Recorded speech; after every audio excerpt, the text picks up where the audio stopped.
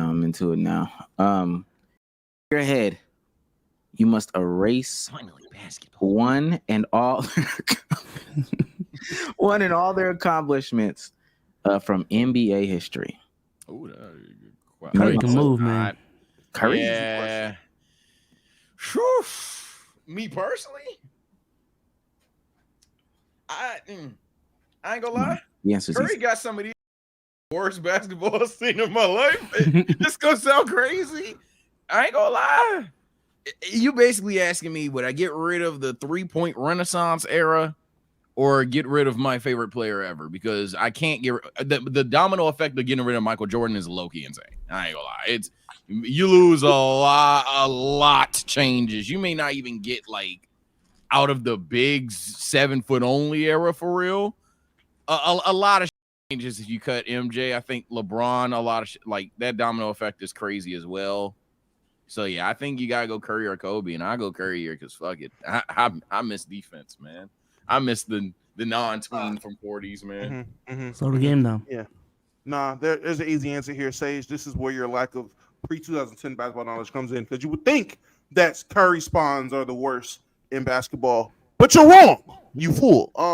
The worst era of basketball actually are the Jordan-inspired niggas. It don't matter what it is, I'm shooting this. It don't care who is around me, I'm shooting that shot. It's my team, my points. I'm gonna hit the shot. I don't care if it's 1 man, 5 men. I'm gonna hit the shot. I feel like those are way more damaging type of players for a basketball team. So I'm gonna say, get that bald-headed nigga out of here. You're talking about so much will change in the 90s for sure. LeBron James doesn't be unborn because Michael Jordan's not there. All he does is look up Magic Johnson even more. He would just look up the Magic even more, and then Kobe would just be Kobe. I'm okay with that. I'm okay. Kobe still had that dog in him. It didn't take Mike to put the dog in him. He just gave him a blueprint to follow. Instead, Kobe would have just became the blueprint. I'm okay with that. I'm okay with that. And then, of course, Steph Curry is my point guard GOAT. I'm not getting rid of him. Curry is a glorious king. He just went up against other glorious kings. Yeah, I'm getting rid of what's it called? I'm definitely getting rid of LeBron James. Damn. You get rid of team hopping. You get rid of flopping. Yeah. You get rid of players start playing defense. No, I'm serious. You lost me there. No accountability. Oh, point guard stay at 6'3". Yeah.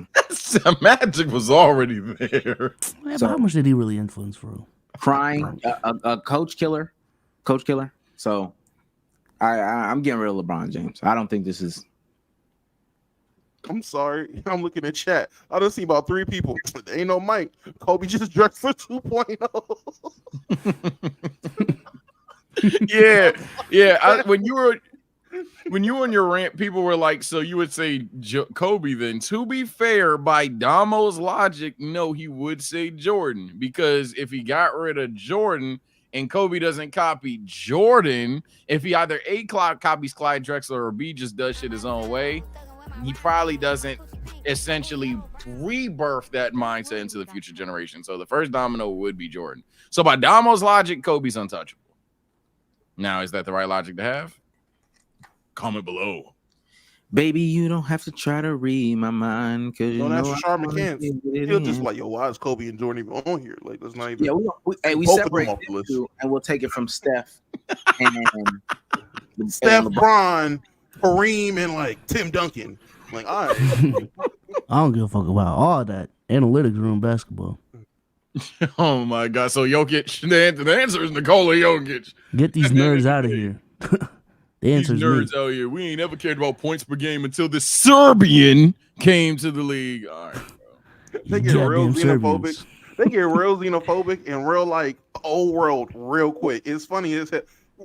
No one remember. Like I'm mad how we just glossed over the era of Rashawn McCann telling that woman to her face, "Could never be me."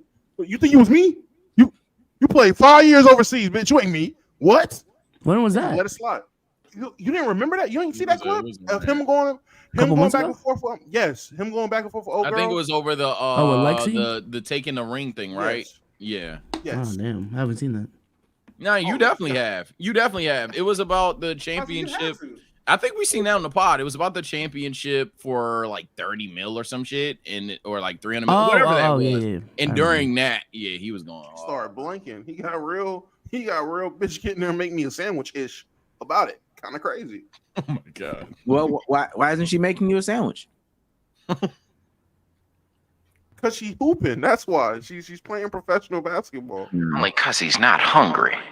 The only basket that I need her to get is the waste basket after she throws away that paper towel. Okay. Shit. Stop, Sage. Basket of meat. What? What? From the grocery store. Basket of meat from the grocery store. So's been tripping all day today, dog. I can only tell y'all this man been tripping all day, bro. Oh my god. So's got meat on his mind. I don't. Damn. What? Y'all remember last time we played Family Feud? God. Penis. Nah, reacting to Family Feud is hidden sauce, bro. That's all I say. Them shits be funny as hell. It would be crazy if I threw up on a pot right now. All right. Excuse me? Hmm? You okay? Yeah. Are you I good? say, yeah. I did gloss over that because I opened my laptop, but are you straight, bro? Let's get into the real meat and potatoes, man. Okay. Mark, so the first clip really starts. You are using your coach as a scapegoat for your bad decision-making management. All right. Fuck is the bomb? Hey, yo, what the fuck? That was the wrong thing. So another coach off the board, the Washington Wizards fired Wes Unseld Jr. The, what are they, 3-40 Washington Wizards? They're like 7 and something. The 1-60 Washington Wizards decided that the coach was the issue. Yeah, they're 7-36. They fired their coach. And so we're seeing this theme go around the NBA. It's about that time for coaches to get fired. So I had our producer Cruz do some deep digging, some deep diving. He's got it written out. An article written in 2018 forewarned us about coaching changes during the season. The guy who wrote the article detailed every coaching change that happened during the middle 60 games of a season after the first 10 before the last 10. I judged 37 of the 152 changes that to have been successful and made a difference in the team and the franchise. The overwhelming majority of the changes did not seem to matter. 37 of 152. The smashing success includes firing Stan Van Gundy for Pat Riley in 06, the 2015 Cavs, and even the season where D'Antoni went 20-40, but changed the course after the Suns for the Suns. Like he changed the course of history for the Suns. Mm-hmm. There's another article reporting the same findings, claiming coaches given a chance to coach longer has a better chance of winning. The evidence is clear. Long tenured head coaches have historically outperformed their shorter tenure counterparts. This analysis has shown that player performance, team performance, and coaching performance all improve as a coach's tenure stretches out. Why do we think? Because we've seen some questionable firings, the backslide to Doc Rivers from Adrian Griffin, the Wes Unseld Jr. right now. Why do we think that this happens in these organizations? What do y'all think that they plan to accomplish here? Because they're trying to find a scapegoat, and they can't blame the players because it's a players' league. And as a GM, you're not gonna blame yourself. So it sounds like the first domino that you can just kick off the team would be the coach. It's the coach's fault. It's rotations. We gave him the talent. He just doesn't know how to utilize it. Like, it's very, very easy to pull off that card. And again, just in general, at this point, players are bigger investments than players. It's unfortunate because I feel like a lot of the recent firings have primarily been due to like coaches being hired at the wrong times in their careers and like being put like crazy expectations for people who don't have the resume to have those expectations put on them. But for me, that's primarily it. Coach is easily the odd man out, considering a loss. Like, even just thinking about it outside of just like, I mean, granted, you still have to be in a basketball track of thought, but let's say we lose a game, right? There's 5 players on the court, 5 on the bench, and obviously the reserve niggas. But let's say there's a 10-man rotation, right? Those 10 players, unless they really are going to look at this one guy that shot 1 of 15, they're going to be like, Yo, coach was drawing up that bullshit. That's why we lost. Then you got the GM. The GM's gonna be like, I put a good enough roster. Coach couldn't fucking know how to use them. Then you got the other coaches that are like, just saying, I do better.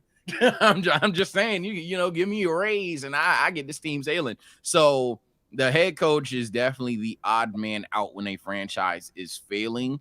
Most of the time, a lot of these coaches that give these second, third, fourth, fifth chances are literally either A, hired for the purpose of a rebuild, or B, they've already proven that they can win games. And at this point, it's like, all right, well, it got to be somebody else. The coach has to prove so much to have a stable job nowadays. And that's kind of tough. Yeah, I don't want to, I guess, retweet everything everybody's saying. I kind of agree with a lot of stuff. Just, yeah, man, these teams is scapegoating coaches. Scapegoating coaches. Tell us all the time. Is it unfair? Hell yeah. Am I surprised? Nah, man. Accountability is something that's very uncommon when it comes to NBA front offices. They never take the they never are accountable for the actions they have and decisions they make. They rather just point fingers. And you know it gets nasty when it does get to the point of, all right, well, now it's time to blame players. That's how you know you really have a terrible organization. But I don't think this is, I'm not going to say this wasn't a scapegoat. From everything I've heard, this nigga in Milwaukee really is that bad. This coach really was that awful. So do I feel bad for him necessarily losing his job? No. Who did you hear that from, though? Bucks fans, and just looking at that situation and seeing the stuff that Bucks fans and people that watch the team and just how the situation has been handled and things not make sense. Again, the assistant coach quitting right before the season was a red flag. With no hesitation, no heads up, just out of nowhere overnight, just wake up one morning. Yeah, no, I'm not doing this. That was the first red flag. I figured they would wait until the end of the season because we had that conversation about switching coaches middle of the season. Who are you going to get? You're just going to get a Doc Rivers, Mark Jackson, Mike D'Antoni. Like, there's no real new coaches that are going to come in. You're going to have to get one of the big names that people usually throw out there that have failed routinely. They routinely fail everywhere. And that's what they did. I do think it's very nasty that Doc Rivers was his consultant, and that was the guy that he was basically his big homie, and his big homie took his job. That's nasty work. Well, that shit. We'll get. I don't want to super beat down the point about Adrian Griffin and stuff like that. I just want to stay pretty broad on coaching because we've covered that. It was nasty. We'll get more details as it come out. But what you said about the fans, though, Damo, is my actual concern. So I'm on the thing, the Twitter, with the rest of us, and I'm actually in Rockets Twitter. This is Brado from Houston Sports. Seeing some fans call for Ime Udoka to be fired after what we just witnessed the past 3 seasons is comedy. And if that's not enough, look at how players speak about Udoka. Nothing but extremely high praise. He'll make mistakes. He's human, but calling for him to be fired is insane. So somebody in the comments, I don't know, it was either in the comments or the quote tweets was like, people aren't really calling for Ime to be fired, right? Brad responds, it's enough. Trust me. So just if you want to go look. So I looked. Sure enough, there are like 50,000, 11 million tweets. Hey, at Houston Rockets, fire Ime Udoka. Fire Ime. He's a bad coach. He's a bad coach. And I've been doing some other, research throughout this week, trying to figure out how people gauge coaches and who they feel is good and who they feel is bad and why they feel this way or blah, blah, blah, blah, blah, blah, blah. And I've come to a consensus. And I might be on the side of the players with this one. So hear me. NBA fans, shut the hell up. Shut the fuck up. Uh-oh. Shut up. Shut up. You don't know what you're talking about 90% of the time. You watch the game. A lot of y'all don't even know what the responsibility of a coach is, let alone what makes a good one or a bad one. Because a lot of people would just start to say, "Oh, well, results make a good coach." If not Ime, who's a shitty coach in the league? If Chauncey Billups literally had Steph, AD, LeBron, Jokic, and Kevin Durant on one team and he was winning, would we say he's a good coach because we're winning? I truly feel that people would say stupid stuff like that, but it's because they have no clue what a coach is supposed to do. They have no clue what a coach is supposed to do at all. Yeah, they weren't complaining about Steve Nash until they started losing. So Mhm. They weren't complaining about Steve Kerr until he started losing. yeah. Very true. A lot of people, honestly, especially fans of teams, like genuine fans of teams, not people who are player fans, they just start not liking coaches when they disagree with the decisions the coaches make or the decisions deemed coaches' decisions. That's when they start saying the guy can coach. When that one young guy or that one vet who you feel is an X factor or you feel is great isn't getting adequate time, he's not being used the way you see fit. That's when you at Rockets, hey man, we drafted him number 2. Why is he in the G League? This coach sucks. Get him out of here. At Rockets, nah, man. In the fourth quarter, 6:58. Why is Jalen Green coming out the court?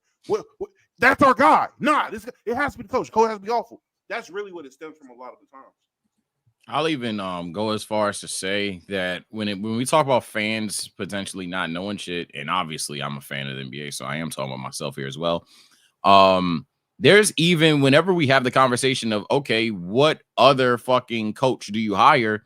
Most of the time there truly is answers. You just have to study these franchises and see who gets hired when. You can track when an assistant coach is hired and then, oh shit, now bro right here is playing defense. Now this guy got a jump shot. Then he goes to a different team. There's hidden moves. It's all trackable. It's all even on your holy grail of basketball reference. Even these things are trackable. Unfortunately, I'll concede it's very difficult. It's a step out. It's going to page 3 on your Google search versus page 1. So a lot of people don't end up doing these things, and as a result, it's a little like a fuck you to a lot of people that still want to speak on the topic of coaching. But ultimately, the answers are out there. People just don't do that extra research. And I'm going to say before y'all type away, yeah, I'm part of the problem sometimes. The last time I went as far as to see how good an assistant coach did was whenever my Teams Down Terrible series was with the Timberwolves. And that was at least 2 years ago. So I haven't done that myself in a long time. What was the point? My bad, I just missed it. I was just saying that because Omar was basically the idea that fans need to stop talking. Damo basically retweeted it for a different reasoning, and what I literally just said was, yeah, it's true. To be fair, harsh, but even these things are researchable, basically.